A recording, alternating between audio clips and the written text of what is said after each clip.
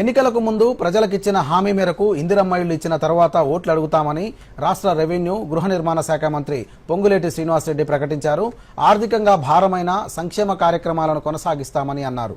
నల్గొండ జిల్లా నకిరేకల్లో నిర్వహించిన ఇందిరమ్మ ఇళ్ల పట్టాల పంపిణీ కార్యక్రమంలో శాసన మండలి చైర్మన్ గుత్తా సుఖేందర్ రెడ్డితో కలిసి మంత్రి పొంగులేటి పాల్గొన్నారు. ఈ సందర్భంగా ఆయన మాట్లాడుతూ మొదటి విడతలో ప్రతి నియోజకవర్గానికి 3,500 ఇళ్ల చొప్పున 4,50,000 ఇళ్ల నిర్మాణానికి 22,500 కోట్లు కేటాయించామని తెలిపారు. ఇప్పటి వరకు 2,65,000 మంది లబ్ధిదారులకు మంజూరు పత్రాలు ఇచ్చామని 71,000 ఇళ్ల నిర్మాణం ప్రారంభమైందని అన్నారు. రాష్ట్ర వ్యాప్తంగా 18 లక్షల దరఖాస్తులు రాగా 16,05,000 ఇళ్లు మంజూరు చేయాలని ప్రభుత్వం నిర్ణయించిందని అన్నారు. 400 నుంచి 600 చదరపు అడుగుల్లో ఇళ్లు నిర్మించేలా ప్రణాళికలు రూపొందించామని, లబ్ధిదారులు త్వరగా నిర్మాణం పూర్తి చేస్తే బిల్లులు వెంటనే చెల్లిస్తామని అన్నారు.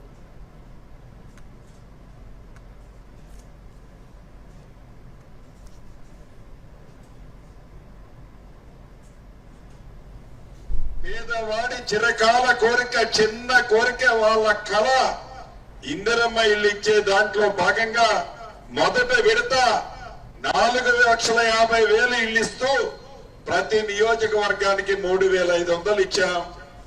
ఈ రాబోయే 3.5 సంవత్సరాలలో పేదవాడు అయ్యుంటే చాలు పేదవాడికి ఇందిరమ్మల్ని ఇవ్వాలి అని దృఢ సంకల్పంతో మొదటి విడత ఇస్తున్నాము.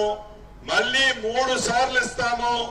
ఈ రాబోయే 3.5 సంవత్సరాలలో తల తాకట్టు పెట్టైన 20 లక్షల ఇల్లు ఈ రాష్ట్రంలో కట్టిస్తాము.